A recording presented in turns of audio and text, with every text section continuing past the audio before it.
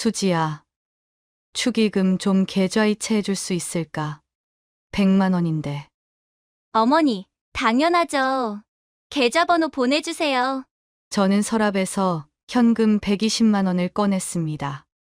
수지한테 같이 보내달라고 부탁한 화환값 20만 원이랑 같이 건넸어요. 수지야, 여기 명숙이 아들 계좌로 보내주고 20만 원짜리 화환도 결혼식장으로 같이 보내줘. 수지는 돈을 받으면서 말했습니다. 어머니, 지금 바로 보낼게요.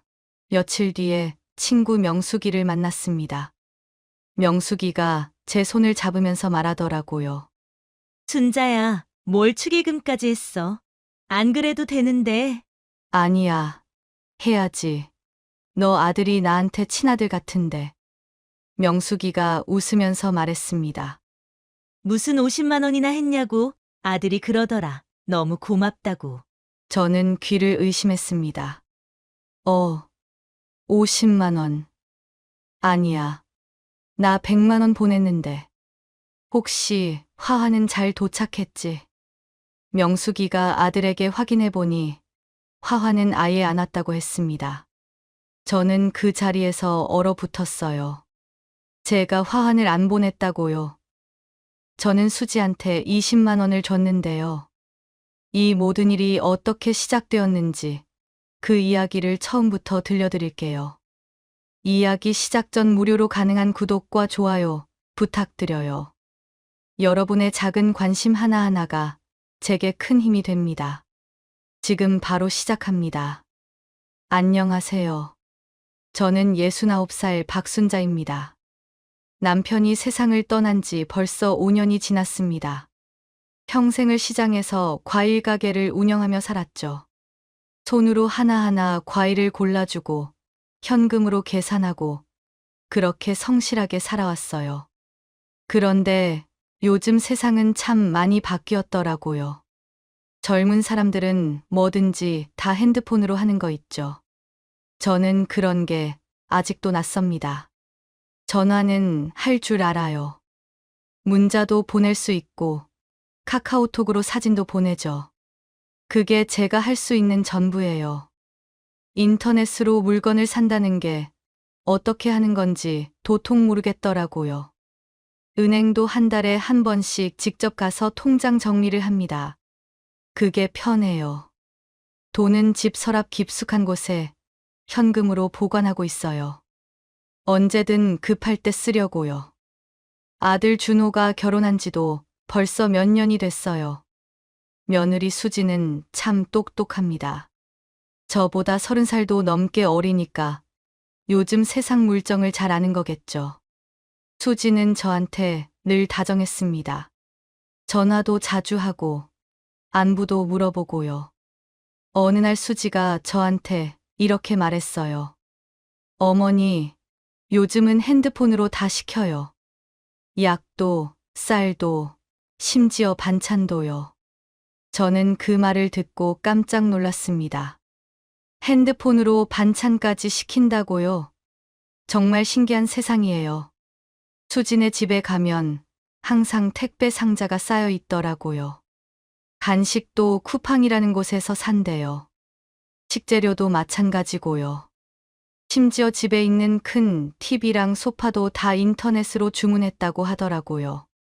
요즘 젊은 사람들은 참 똑똑해. 저는 진심으로 그렇게 생각했습니다. 그런 며느리가 자랑스러웠어요. 우리 아들이 좋은 사람을 만났구나 싶었죠. 제가 못하는 걸 척척 해내니까 대단해 보였어요. 수지는 저한테 이렇게도 말했어요. 어머니, 힘드시면 언제든지 말씀하세요. 제가 다 도와드릴게요.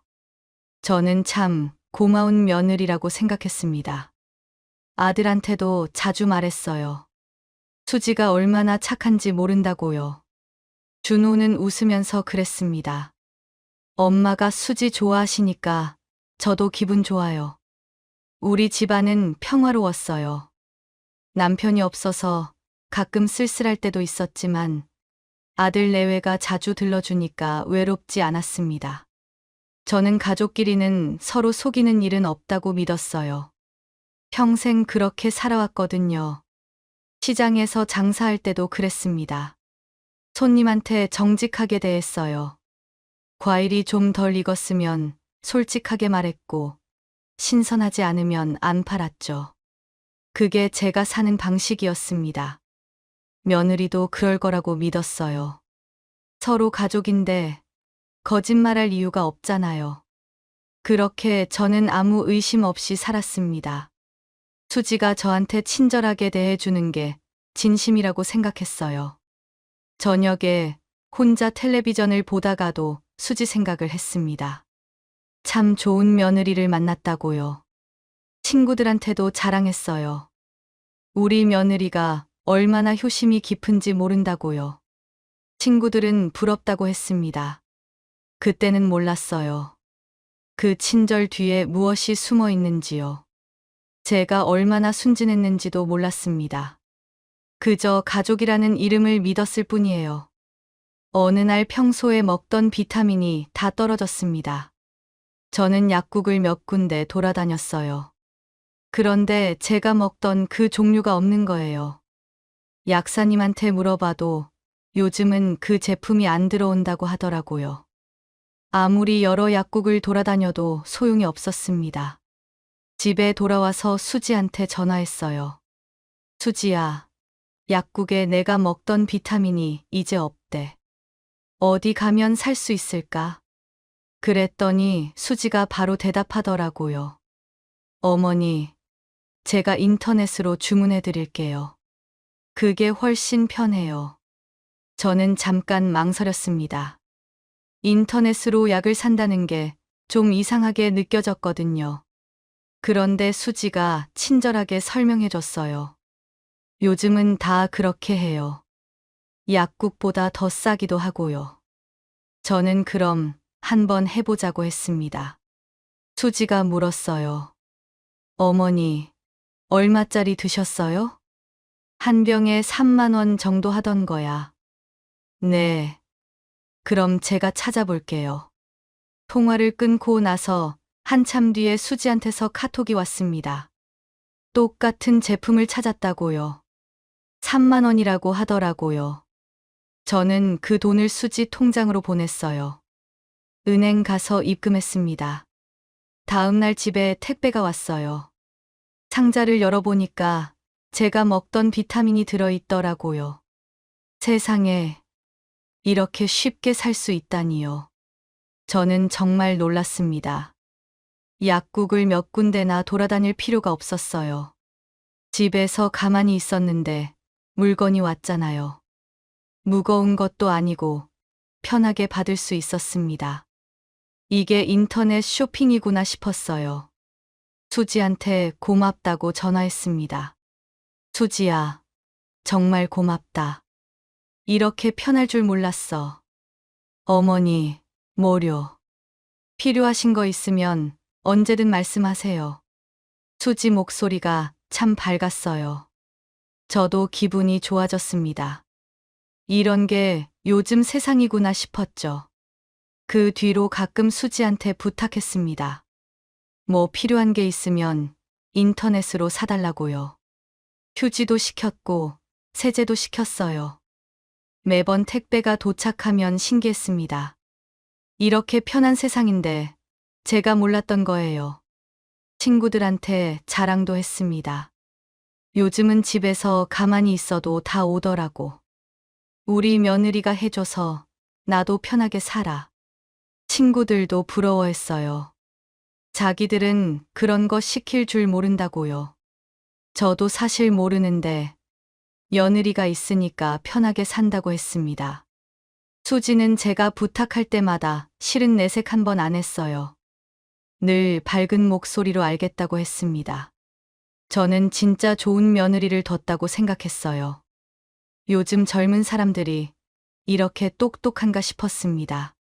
손가락 몇 번만 누르면 물건이 온다니까요. 신기한 세상이에요.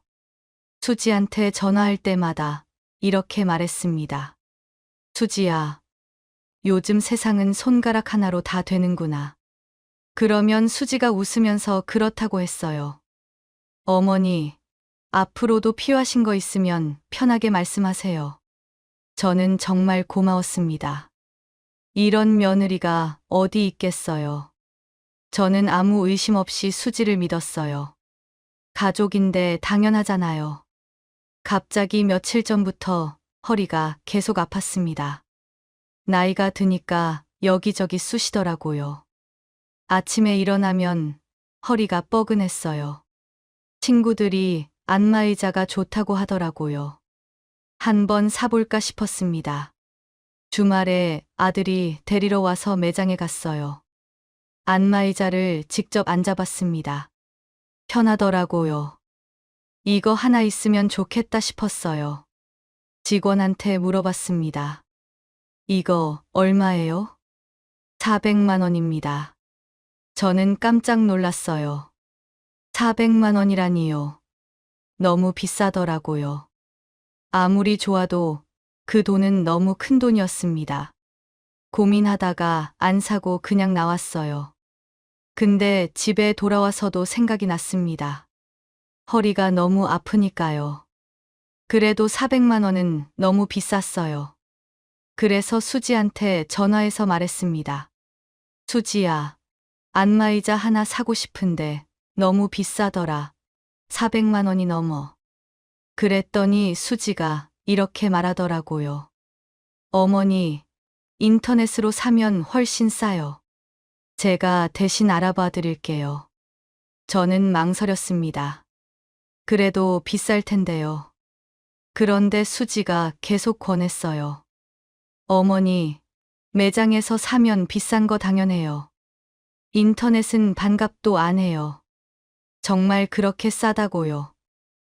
저는 반신반의했지만 수지를 믿기로 했습니다. 수지가 거짓말할 리 없잖아요. 그럼 얼마 정도 할까? 한 200만 원 정도면 좋은 거 살 수 있어요. 200만 원이면 제가 생각했던 것보다 싸더라고요. 저는 은행 갈 시간이 없어서 현금으로 200만 원을 준비했습니다. 수지가 집에 왔을 때 현금으로 건넸어요. 수지야, 이거로 좋은 거 하나 사줘. 수지가 돈을 받으면서 말했습니다. 어머니, 걱정 마세요. 제가 제일 좋은 걸로 골라드릴게요. 일주일쯤 지나서 안마의자가 도착했어요. 설치 기사님이 와서 설치해주고 가셨습니다. 저는 바로 앉아봤어요. 정말 편하더라고요. 수지한테 전화했습니다. 수지야, 안마의자 잘 받았어. 정말 좋다. 이렇게 좋은 걸 싸게 샀다니 너무 고맙다. 어머니, 제가 한 게 뭐 있어요. 저는 너무 고마워서 현금 10만 원을 따로 챙겼습니다. 수지가 다음에 왔을 때 건넸어요. 수지야, 이건 너 용돈이야. 고생했어. 어머니, 안 그래도 되는데. 아니야, 받아. 얼마 안 되는데 뭐. 수지는 한참 사양하다가 받았습니다. 저는 정말 기분이 좋았어요. 좋은 며느리한테 용돈도 주고, 저도 좋은 물건 샀고요. 안마의자에 앉아서 생각했습니다. 정말 요즘 세상은 좋은 것 같아요. 인터넷으로 사면 이렇게 싸다니까요. 제가 400만 원짜리를 200만 원에 샀잖아요. 반값도 안 되는 가격이에요. 저는 수지한테 항상 감사한 마음이 컸습니다. 아들한테도 말했어요. 준호야, 수지가 참 착하다. 안마의자도 이렇게 싸게 사줬어. 준호도 기뻐했습니다. 우리 가족은 행복했어요. 저는 그렇게 생각했습니다. 그때는 정말 몰랐어요. 제가 얼마나 속고 있는지요. 봄이 되니까 미세먼지가 심했습니다. 뉴스에서 매일 미세먼지 나쁨이라고 하더라고요. 창문을 열면 공기가 탁한 게 느껴졌어요. 기침도 자주 나고요. 친구들도 공기청정기를 샀다고 하더라고요. 저도 하나 살까 싶었습니다. 그런데 얼마나 할지 모르겠더라고요. 수지한테 전화했어요. 수지야, 요즘 미세먼지가 너무 심해서 공기청정기 하나 사고 싶은데 요즘 좋은 건 얼마쯤 하니? 수지가 바로 대답했습니다. 어머니, 80만 원 정도 해요. 저희 집에서 쓰는 거 있는데 성능 좋아요. 80만 원이면 생각보다 괜찮은 가격이었죠. 안마의자 때문에 수지를 더 믿게 됐거든요. 저는 바로 결정했습니다. 그럼 수지야, 너희 집에서 쓰는 거랑 똑같은 걸로 사줘. 네, 어머니. 제가 바로 주문할게요. 이번에도 수지한테 현금으로 80만 원을 건넸어요. 수지는 돈을 받으면서 웃었습니다.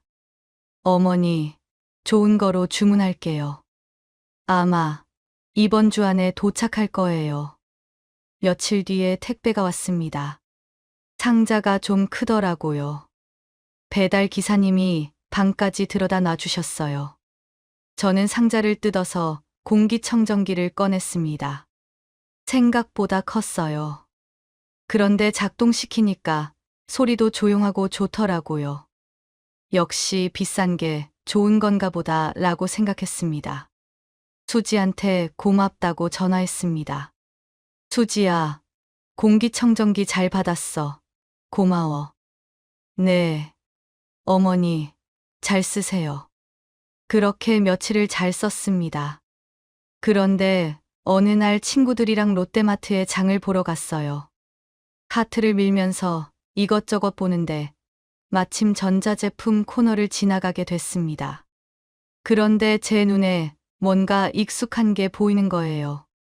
가까이 가서 보니까 제가 최근에 산 공기청정기랑 똑같이 생긴 제품이었어요. 가격표를 봤습니다. 30만 원이었습니다. 저는 눈을 의심했어요. 30만 원이라고요? 저는 80만 원을 줬는데요. 혹시 다른 모델인가 싶어서 자세히 봤는데 분명 똑같은 제품이에요. 그러다 문득 안마의자 생각이 났습니다. 안마의자도 가격을 한번 확인해 볼까 싶었어요. 가구 코너로 갔습니다. 안마의자들이 쭉 전시돼 있더라고요. 제가 산 것과 똑같은 모델을 찾았습니다. 가격표를 봤어요. 120만 원이었습니다. 저는 그 자리에 멈춰 섰습니다. 120만 원이라고요? 저는 200만 원을 줬는데요. 설마 하는 마음에 가격표를 핸드폰으로 찍었어요. 안마의자랑 공기청정기 둘 다요. 집에 돌아와서 마음이 불편했습니다. 가격 차이가 너무 났어요. 안마의자는 80만 원 차이가 나고 공기청정기는 50만 원 차이가 나더라고요. 수지한테 카톡으로 사진을 보냈습니다. 수지야, 오늘 마트에서 봤는데 이거 내가 산 거랑 똑같은 건데 가격이 다르네. 혹시 다른 제품이야? 한참 뒤에 답장이 왔어요. 어머니, 겉은 똑같아 보여도 안에 성능이 달라요. 더 좋은 제품이에요. 혹시 저 못 믿으시는 거예요? 그 말에 저는 멈칫했습니다. 못 믿는다는 말을 들으니까 기분이 이상하더라고요. 며느리를 의심하는 제가 잘못된 건가 싶었어요. 아니야. 그런 거 아니야. 그냥 궁금해서 물어본 거야. 어머니, 제가 어머니한테 거짓말할 이유가 없잖아요. 더 좋은 제품으로 산 거예요. 그렇게 말하니까 저도 더 이상 뭐라고 할 수가 없었습니다. 며느리가 저한테 거짓말할 이유가 없었죠. 제가 너무 예민한 건가 봐요. 그날 밤 잠을 잘 못 잤습니다. 자꾸 마트에서 본 가격표가 생각났어요. 하지만 수지를 의심하고 싶지 않았습니다. 우린 가족인데요. 저는 다음 날 친구한테 전화했어요. 너 이번에 공기청정기 얼마 주고 샀어? 30만 원쯤 했나? 왜? 아니야. 그냥 궁금해서. 저는 전화를 끊고 한숨을 쉬었습니다. 뭔가 이상한데 확신할 수가 없었어요. 매번 저를 도와주는 며느리를 의심하는 게 싫었습니다. 어느 날 친구 명숙이한테서 전화가 왔습니다. 순자야, 우리 아들이 드디어 결혼한대. 정말 축하해. 명숙이 아들은 저한테도 친아들 같았어요. 어렸을 때부터 봐왔거든요. 저한테도 잘 챙겨줬어요. 명절 때마다 비타민도 사다 주고 홍삼도 선물하고요. 늦은 나이에 결혼한다길래 정말 기뻤습니다. 명수가 결혼식에 꼭 갈게. 그런데 명숙이 말하더라고요. 근데 결혼식이 서울 강남에서 해. 저는 좀 난감했습니다. 강남까지 혼자 가기가 쉽지 않거든요. 지하철도 여러 번 갈아타야 하고요. 저는 집에 돌아와서 생각했습니다. 결혼식에는 못 가더라도 마음은 전해야죠. 화환이라도 보내야겠다 싶었어요. 그래서 수지한테 전화했습니다. 수지야, 이번에 내 친구 아들이 결혼하는데 화환 좀 보내줄 수 있을까? 결혼식이 강남에서 한다고 하는데 강남까지는 혼자 못 갈 것 같아서. 그럼요, 어머니, 제가 보내드릴게요. 화환은 얼마나 할까? 좋은 걸로 하면 20만 원 정도 해요. 저한테 친아들 같은 친구 아들 결혼식인데 20만 원 정도는 괜찮았어요. 수지야, 제일 풍성하고 예쁜 걸로 보내줘. 명숙이 아들이 나한테 친아들 같거든. 나중에 만나면 수지한테 돈을 주기로 하고 이번에도 부탁했어요. 네, 어머니, 제일 예쁜 걸로 보낼게요. 그리고 며칠 뒤에 명숙이한테 전화했습니다. 명숙아, 나 결혼식은 못 가지만 축의금은 보낼게. 에이, 안 그래도 돼.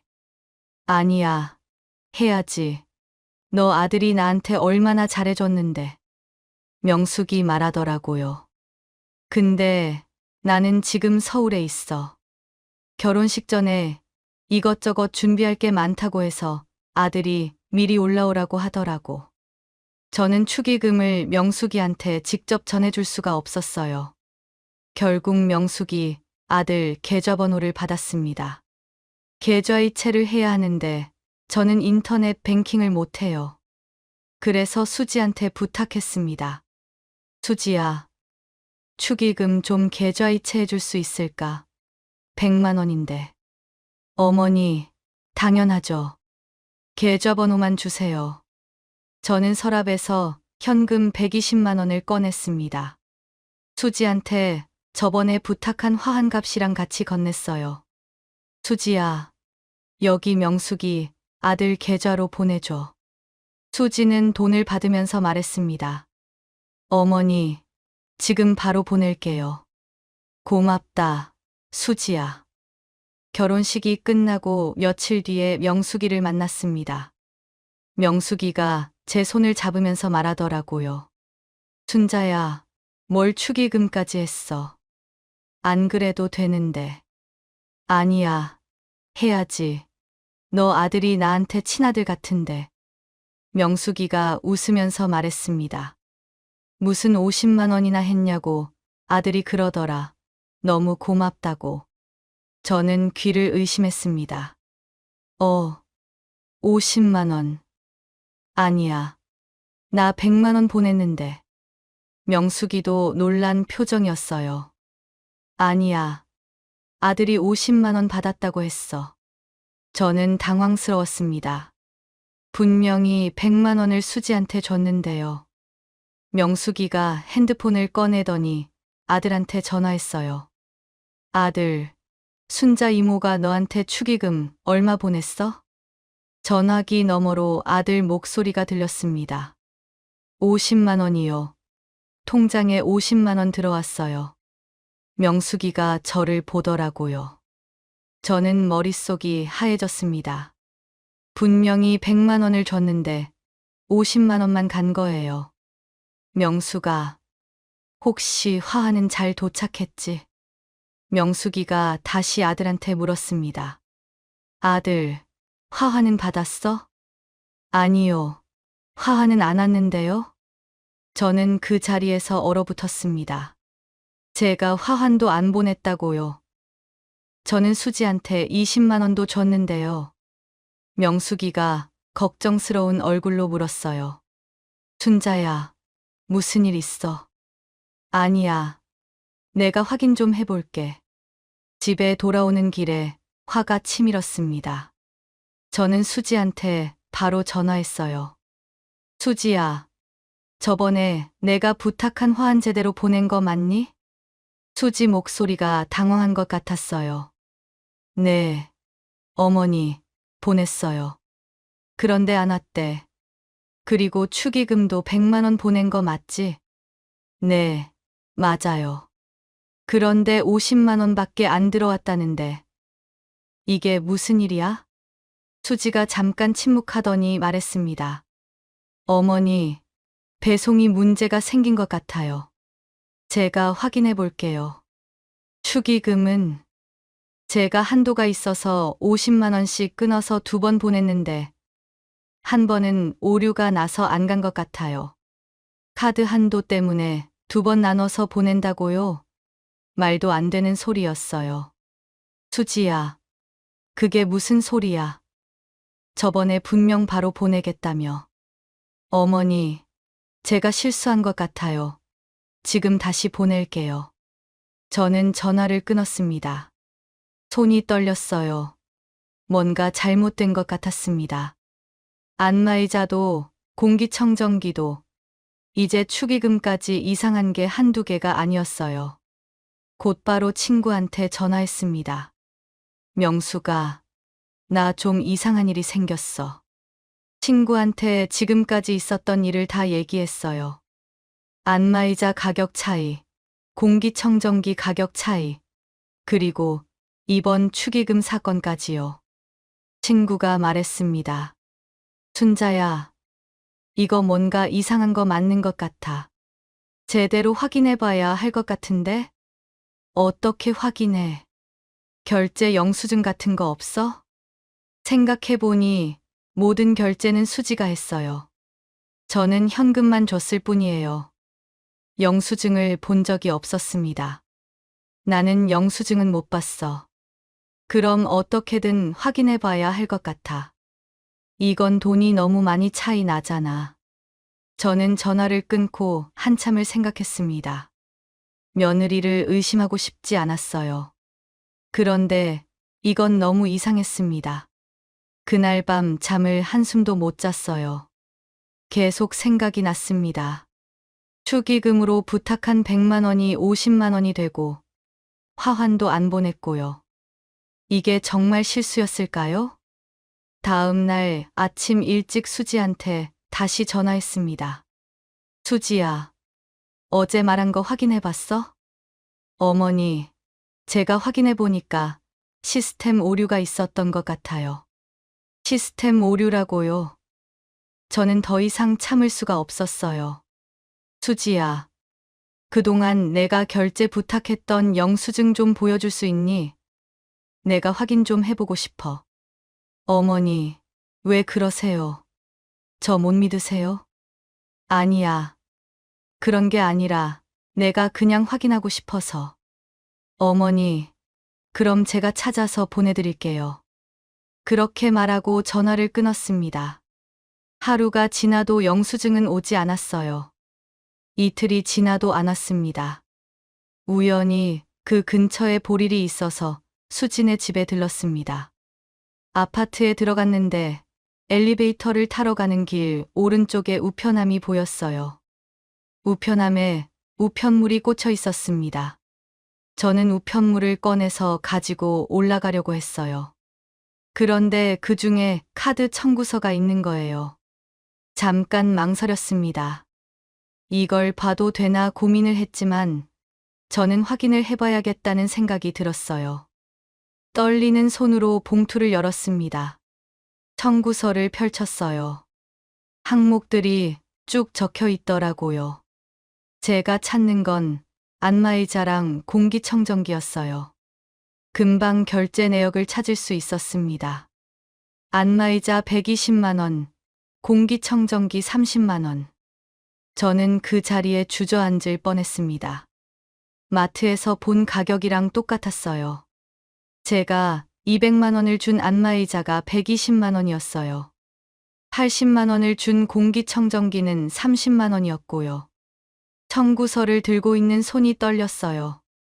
이게 진짜 현실인가요? 며느리가 정말 저한테 거짓말을 한 거예요? 청구서를 다시 접어서 가방에 넣었습니다. 그리고 나머지 우편물을 들고 수진의 집으로 올라갔어요. 초인종을 눌렀습니다. 수지가 문을 열었어요. 어머니, 무슨 일로 오셨어요? 미리 연락하셨으면 제가 모시러 갔을 텐데. 아, 근처에 볼 일이 있어서 왔다가 너 얼굴 보고 가려고. 그리고 우편함에 우편물 있길래 가지고 올라왔어. 아, 감사해요. 들어오세요. 저는 집 안으로 들어갔습니다. 준호도 거실에 앉아 있더라고요. 엄마, 어쩐 일이세요? 저는 가방에서 청구서를 꺼냈습니다. 손이 떨렸지만 꾹 참았어요. 수지야, 이거 너 카드 청구서인데 확인 좀 해볼게. 수지 얼굴이 하얘졌습니다. 어머니, 갑자기 그건 왜요? 제 거 얼른 주세요. 수지가 제 손에 있는 카드 청구서를 가져가려고 했지만 저는 수지 손을 막으면서 말했어요. 너가 분명 저번에 안마의자 200만 원에 샀다고 했지. 네, 맞아요. 저는 청구서를 펼쳤습니다. 그런데 여기 120만 원이라고 나와 있는데? 수지가 당황하더니 갑자기 화를 냈어요. 어머니, 왜 계속 저를 의심하세요? 제가 어머니한테 얼마나 잘해드렸는데 이렇게까지 하시는 거예요. 그렇게 못 믿으시면 앞으로 아무것도 안 해드릴 거예요. 준호가 일어나서 물었습니다. 엄마, 무슨 일이에요? 왜 그러세요? 수지가 준호한테 눈물을 글썽이며 말했어요. 여보, 어머님이 자꾸 나를 의심하셔. 내가 인터넷으로 어머님이 부탁한 거 다 결제해드렸는데 계속 의심하신다고. 나 정말 억울해. 준호가 저를 보더라고요. 엄마, 수지가 엄마한테 설마 사기치겠어요? 웃으면서 넘어가려고 하더라고요. 저는 정색을 했습니다. 준호야, 엄마 말 들어봐. 이건 웃고 넘어갈 일이 아니야. 저는 청구서를 준호한테 보여줬어요. 여기 봐, 안마의자 120만 원이지. 근데 나는 수지한테 200만 원을 줬어. 공기청정기도 30만 원인데 나는 80만 원을 줬고. 준호 얼굴이 굳었습니다. 수지야, 이게 뭐야? 수지가 말을 더듬었어요. 그건 할인받아서 산 거야. 무슨 가격 할인이 80만 원이나 해? 저는 계속 말했습니다. 그리고 축의금도 100만 원을 줬는데 50만 원만 갔어. 화환도 보내달라고 20만 원을 줬는데 그건 아예 안 보냈고. 준호가 수지를 봤습니다. 수지야, 이거 진짜야. 엄마 말이 맞아? 수지는 아무 말도 못했습니다. 그저 고개만 숙이고 있더라고요. 저는 더 이상 참을 수가 없었어요.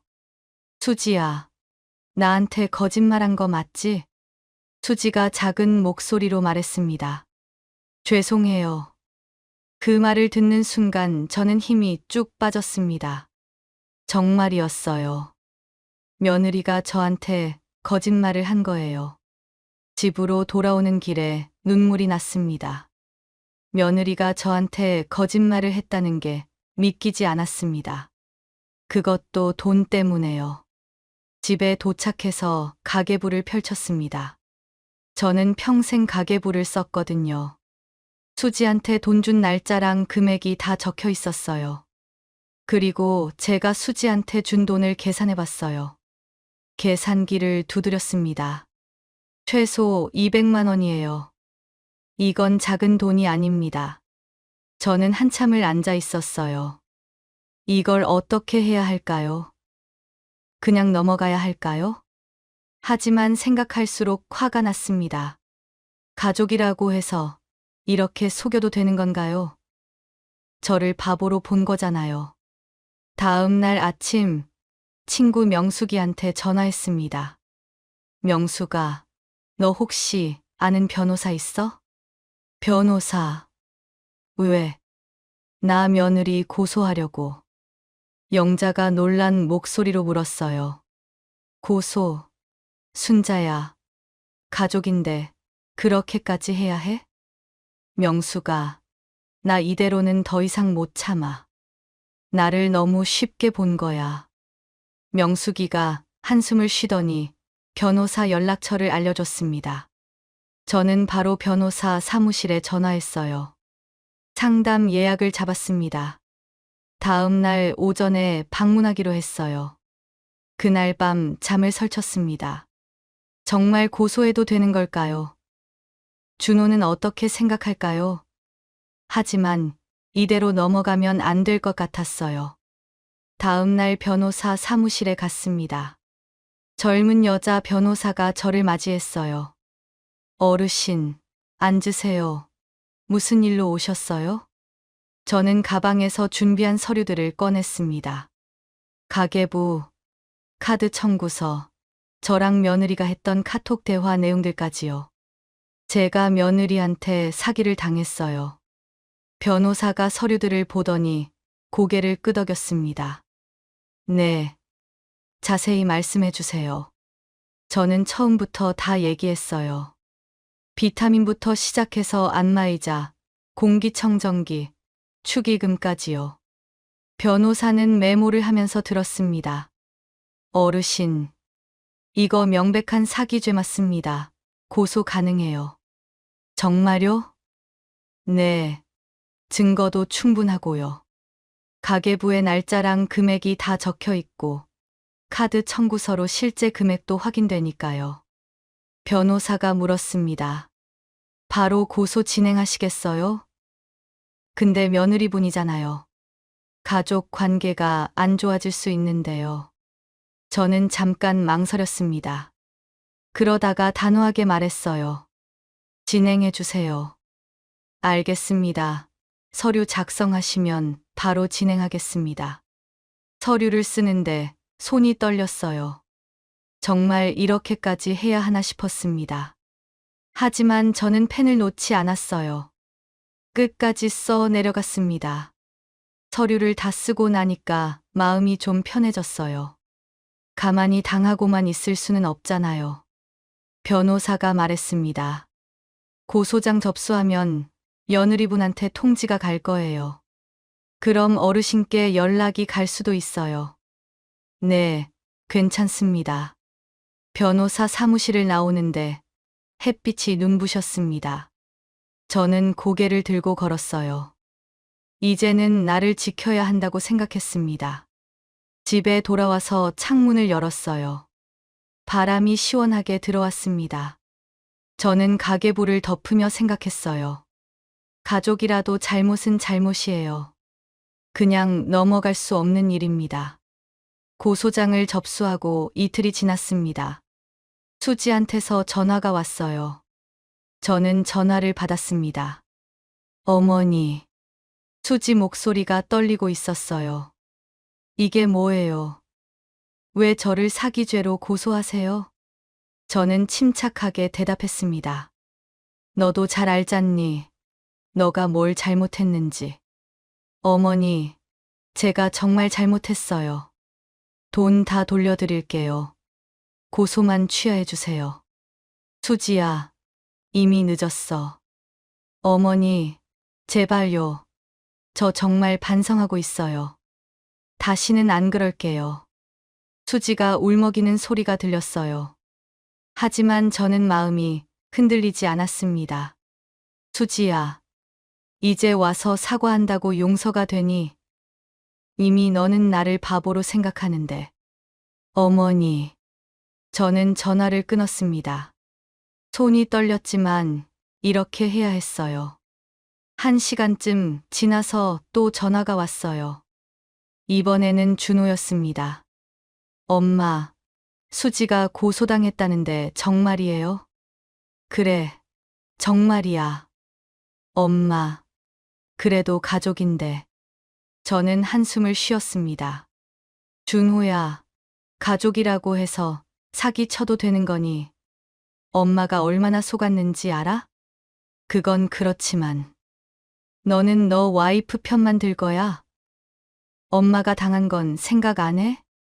준호가 잠깐 침묵하더니 말했습니다.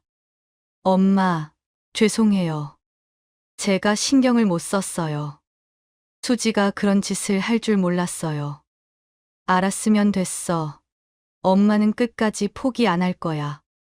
며칠 뒤 경찰서에서 연락이 왔습니다. 조사받으러 오라고요. 저는 준비한 서류들을 들고 경찰서에 갔어요. 형사님이 제 이야기를 들었습니다. 그리고 수지도 조사받으러 왔더라고요. 복도에서 마주쳤는데 수지는 고개를 숙이고 있었어요.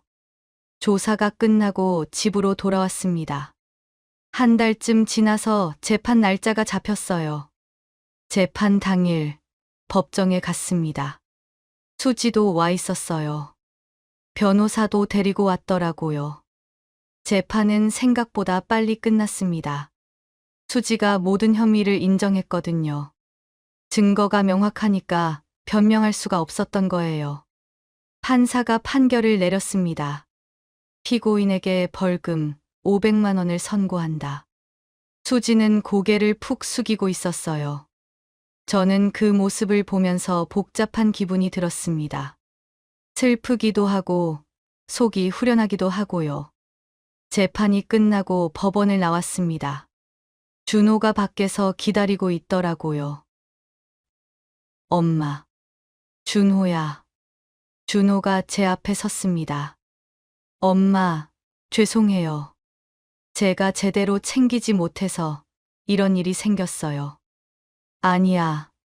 너 잘못이 아니야. 엄마, 저 수지랑 이혼하려고요. 저는 놀라서 준호를 봤습니다. 이혼.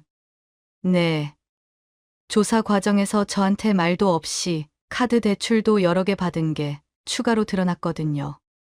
준호 얼굴이 단단해 보였어요. 준호야, 그건 너희 둘이 결정할 일이야. 신중히 고민해보고 결정해. 네. 엄마, 이미 여러 번 고민해봤어요.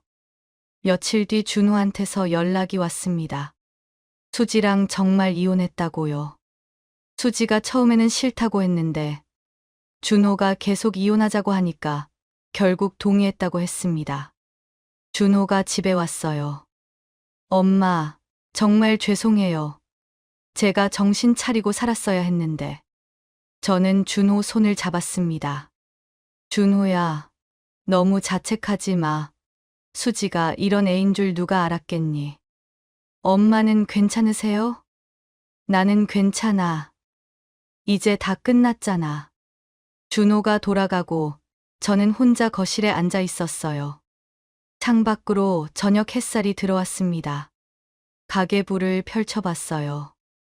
수지한테 준 돈 내역들이 적혀 있더라고요.